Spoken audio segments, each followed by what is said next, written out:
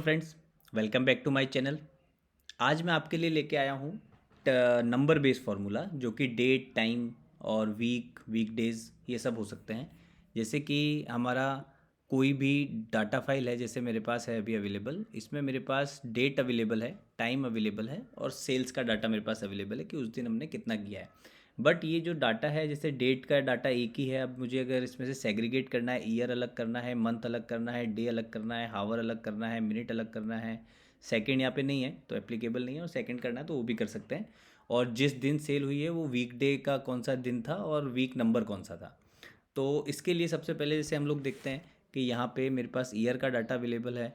तो मुझे ईयर अगर पता करना है कि मेरे कौन से ईयर में ये सेल हुई है, तो सबसे पहले मेरे को इक्वल करना है, देन ईयर, ईयर के बाद सीरियल नंबर मेरे पास यहाँ पे अवेलेबल है, और इसको ब्रैकेट को क्लोज करना है, देन एंटर। आप देखेंगे 2020 का ईयर में ये सब हुआ है। और जब मैं इसको कॉपी कर देता हूँ तो आप देखेंगे सब जहाँ पे 21 का सेल है वहाँ पे 21 आ गया है।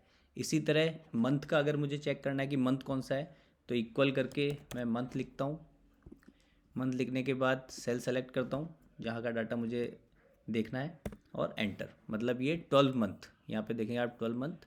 और अगर मैं इसको कंप्लीट करता हूँ तो फर्स्ट मंथ में और सेकंड मंथ में, ठीक है। इसी तरह से आप मंथ पता कर सकते हैं एक सेग्रीगेट, एक अलग डाटा सेल में। इसी तरह अगर डे मेरे को पता करना है तो सिंपली मुझे डे लिखना है, डे लिख के और मुझे सेल सेलेक्ट करना है, ब्रैकेट क्लोज करना है, देन एंटर।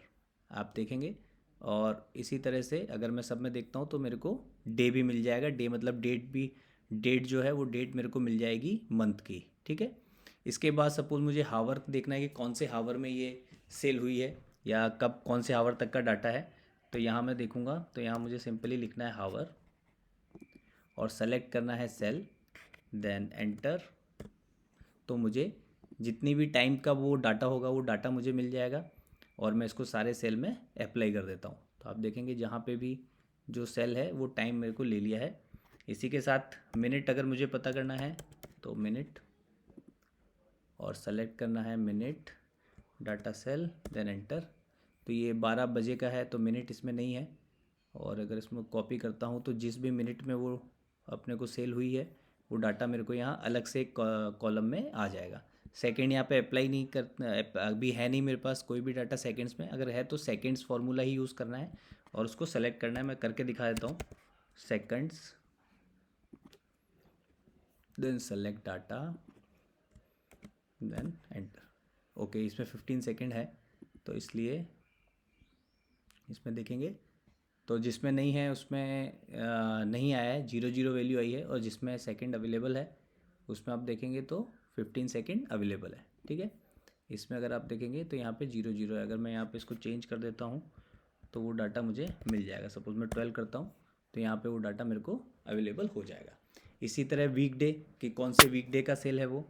तो वीकडे के लिए सबसे पहले मेरे को करना है वीक डे, देन सेलेक्ट करना है मुझे कि कौन सा डेट का था जो मेरे पास डाटा है, देन कॉमा।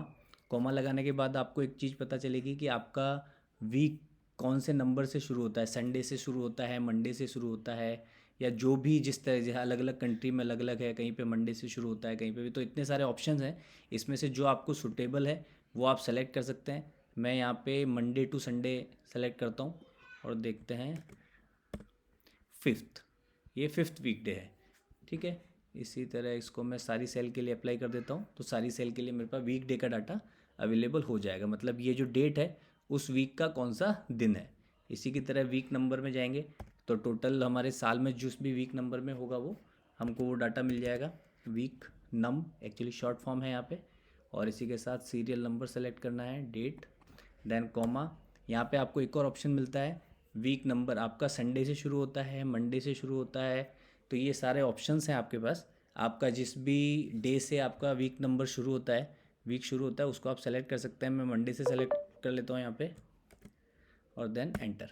तो 49th वीक ऑफ ईयर है ये।